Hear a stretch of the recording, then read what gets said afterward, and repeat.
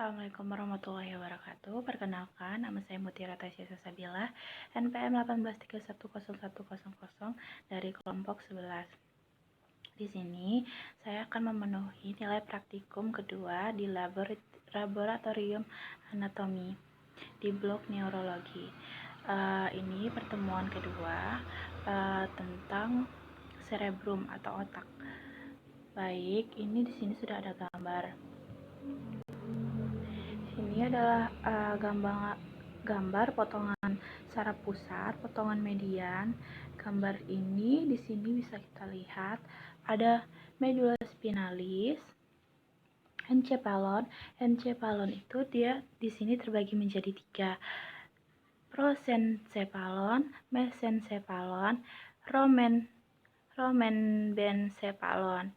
Nah, prosencephalon itu terbagi menjadi 2. Nah, ini telencephalon dan diacephalon. Dan rhombecephalon itu dibagi menjadi 3 lagi di sini, yaitu pons, cerebellum atau mencephalon, medulla oblongata, bulbus, mencephalon. Untuk keterangan pada gambar ini, pengaturan sistem saraf pusat, potongan median. Pada gambar skema, bagian encephalon yang menyusun truncus encephali ditandai oleh tanda bintang. Ini seperti di pembagian rhombecephalon yang pons.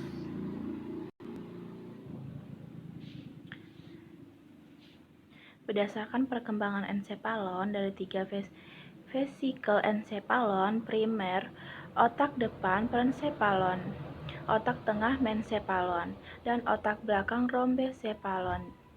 Encephalon terbagi menjadi telencephalon, diacephalon, mencephalon, pons, cerebellum, mesencephalon, dan media oblongata.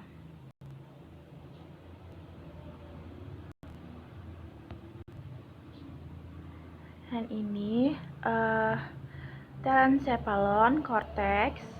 Di sini bisa kita lihat. Di sini ada visura longitudinalis cerebri, itu yang menggaris membatasi otak kanan dan otak kiri. Di sini ada sulcus frontalis superior. Sulcus itu adalah salah satu sempit alur di organ atau jaringan khususnya menandai convolution pada permukaan otak.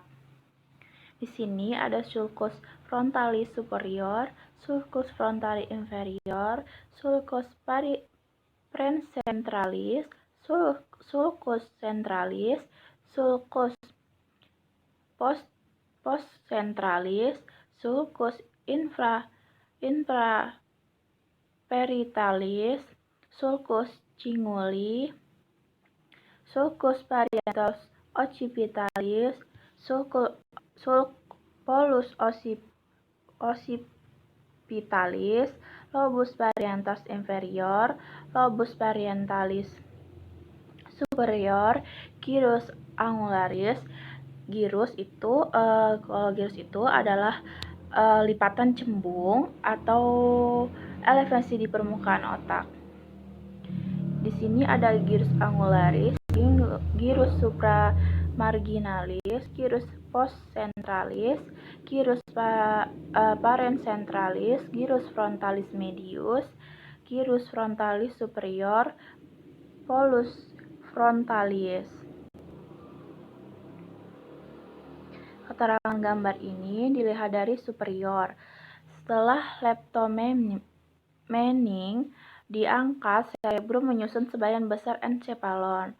Cerebri terdiri atas 2 hemisferium yang dipisahkan oleh visura longitudinalis cerebri. Selama tahap-tahap perkembangan awal, cerebrum memiliki permukaan yang mulus. Pertumbuhan yang pesat menyebabkan terbentuknya sulci dan giri.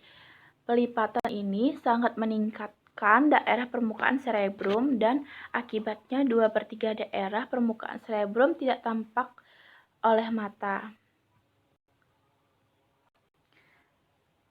Selanjutnya bisa kita lihat di sini. Ini lebih mudah membacanya karena ini dipisahkan oleh warna-warna.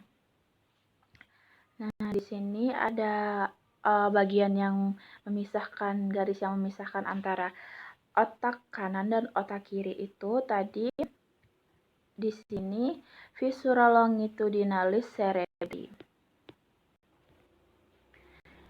Di sini bisa kita lihat di bagian atas itu ada polus frontalis, lalu di garis tengah itu ada viscera longitudinalis cerebri, lobus frontalis, sulcus centralis, lobus parietalis, lobus temporalis, sulcus parieto-occipitalis, lobus occipitalis, polus occipital. Dan bagian ini keterangannya dilihat dari superior atau dari bagian belakang. Mendekati akhir bulan ke-8, perkembangan janin sulci utama menjadi jelas terlihat. Sulci ini selalu dijumpai semua manusia. Sudut pandang atas memperlihatkan sulcus centralis dan sulcus parieto-occipitalis. Yang di bagian sebelah kanan ini di sini ada bisa dilihat dari sisi kiri masing-masing hemisferium cerebri terbagi menjadi lobus frontalis, lobus parietalis, lobus temporalis, lobus occipitalis. Di gambar ada keterangan lobus frontalis di warna merah, lobus parietalis yang di warna agak keabuan, lalu lobus occipitalis itu ada yang di warna kekuningan, lalu lobus temporalis itu di warna yang kehijauan. Dan ada sulcus centralis, sulcus parieto-occipitalis, polus occipitalis, incisura preoccipitalis, sulcus lateralis, polus temporalis, fossa lateralis cerebri, polus frontalis. Selanjutnya di bagian sebelah kiri itu bagian cerebrum dari dilihat dari inferior atau dari depan. Polus di situ ada polus frontalis, lobus frontalis, viscera longitudinalis cerebri, polus temporalis, fossa lateralis cerebri,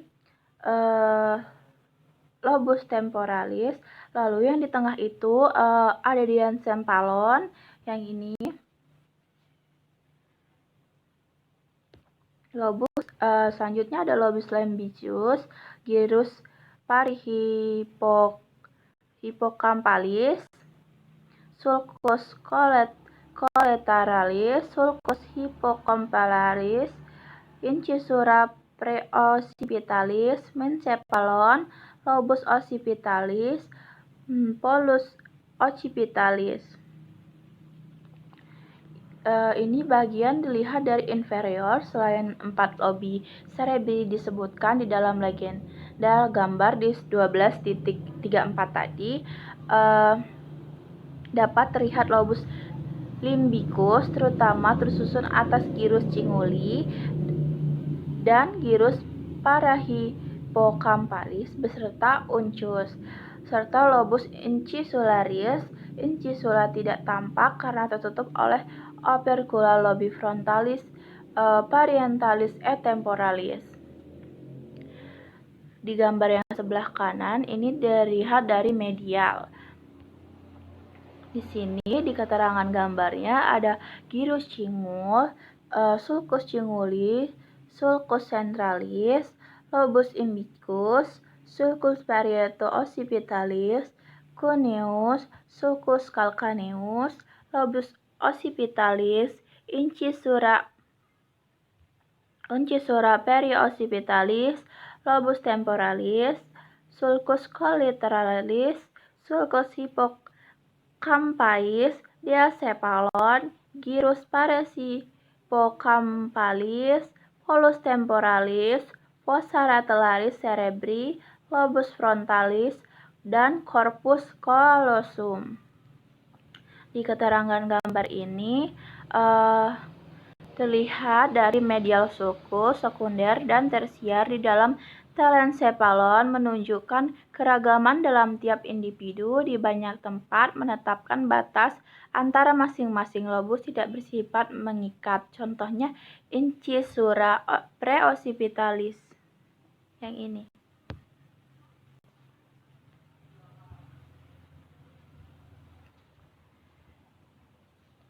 Selanjutnya, sulci utama dan sulci korteks.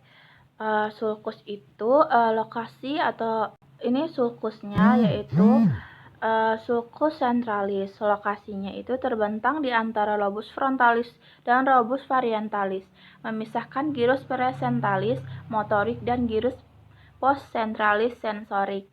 Sulcus lateralis memisahkan lobus frontalis, lobus varientalis, dan lobus temporalis. Jauh di dalamnya terletak fossa lateris dan insula. Selanjutnya, sulcus perioccipitalis terbentang dari atas permukaan medial hemispherium hingga ke sulcus calcarinus, memisahkan lobus pariental dan lobus occipitalis. Selanjutnya, sulcus calcaneus itu seperti sulcus perioto-occipitalis. Sulcus calcarinus terbentang di permukaan medial hemispherium dan keduanya membatasi cuneus. Selanjutnya yang terakhir, sulcus cinguli, yaitu memisahkan gyrus cinguli, lobus limbicus dari lobus frontalis dan lobus parientalis.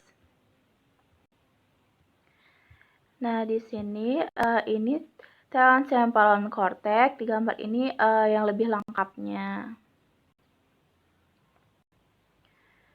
Keterangan dari gambar ini, giri dan sulci di hemispherium cerebri dilihat dari inferior truncus encephalon telah dideseksi.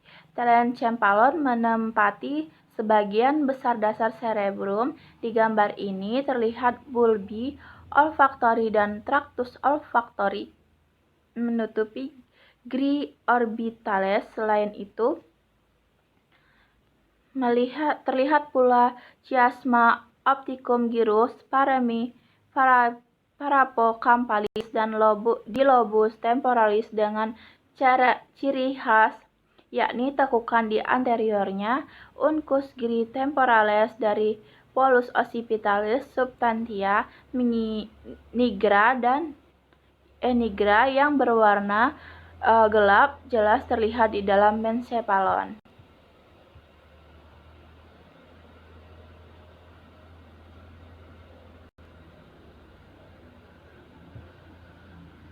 Ini sulci dilihat dari sisi kiri. Ini hemispherium dilihat dari sisi kiri. Dan ini dilihat dari sisi kiri.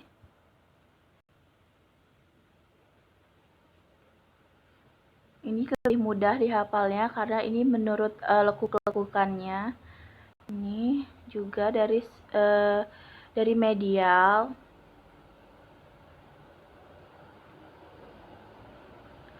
Dan ini area-area korteks fungsional di hemispherium. Ini bisa dilihat ada warna-warna yang memisahkannya. Area korteks fungsional di hemispherium cerebri.